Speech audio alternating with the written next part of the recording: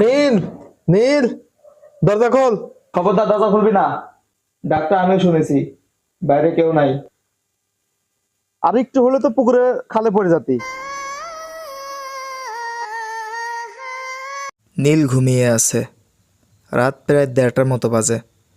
এমন সময় হৃদয় এসে দরজায় ডাকছে। নীল, নীল, দরজা খোল। কে হৃদয় ভাইয়া, এত রাতে কই থেকে আসলি? নীল বিছানা থেকে নেমে হাত দিয়ে চোখ কসলাতে কসলাতে দরজা খুলতে যাবে। এই মুহূর্তে পাশে থেকে তার বড় ভাই বলে ওঠে, খবরদার, দরজা খুলবি না। ডাক্তার আমিও শুনেছি, বাইরে কেউ নাই। কিন্তু ভাইয়া আমি তো স্পষ্ট শুনলাম আমাকে দরজা খুলতে বলা হলো। আরে বিশ্বাস কর, এখানে কেউ নাই। এখানে শুধু আমি আর তুই আছি। আমি আর তুই ছাড়া কেউ নাই। আচ্ছা ভাইয়া, ঠিক আছে। ঠিক আছে, তুই যা, আবার ঘুমা। নীল তার বড় ভাইয়ের কথা মতো খাটের উপর এসে আবার শুয়ে পড়ল। এমন সময় একটু পরে আবার সেই ডাক। নীল, নীল, দরজাটা খোল। আমি খুব বিপদে আছি, আমাকে ভিতরে ঢুকতে দে। নীল এবার তাড়াহুড়ো করে দরজা খুলে দিল আর চমকে উঠল।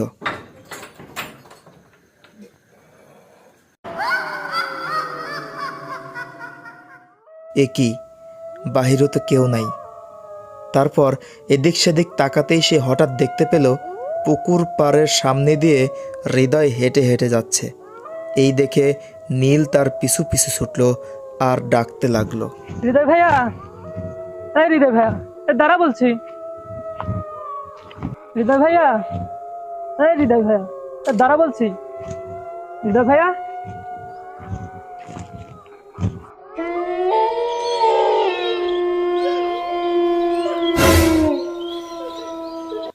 কিরে, আর একটু হলে তো পুকুরে খালে পড়ে যাতি। আর যে গহীন দেখছিস, একবার তো মাজাটা তো সব ভেঙে যেত। তোরা আমি করলাম তুই ঘরে শুই থাক, আর তুই দরজা খুলে চলে আইসিস। আমি না বললে তো এখনই পড়ে যাতি। কি অবস্থা হয়তো? আমার ভাবা যে ভিতর থেকে চান দিলে যে কি রে, ঘরে নাই কেন? পাশে টাকা দেখি তুই নাই। পরে আমি বেরো আসি দিই, তুই একবার সম্মোহনের মতো হাইটে হাইটে একবার পুকুরে খালে পড়তেছিস। কিন্তু ভাইয়া হৃদয় ভাইয়া তো এইমাত্র এখান থেকে দৌড়ে পালানো। তোকে বারবার আমি নিষেধ করলাম যে দরজা খুলিস না, আর কি বললি? হৃদয়, তোর হৃদয় ভাইয়া, তোর হৃদয় ভাইয়া যা 3 মাস হলে মারা গেছে, সেই জিনিসটা কি তোর মাথায় নাই? এই কথা শোনার পর নীল অবাক হয়ে গেল আর বলল, তাহলে যে ডেকেছিল সে কে? তাহলে আমি কি ভুল দেখলাম? তুই কি পাগল হয়েছিস? হৃদয় তো মারা গেছে, সে কেউ ছিল না। এমন সময় নীলের মোবাইলে ফোন বেজে উঠল।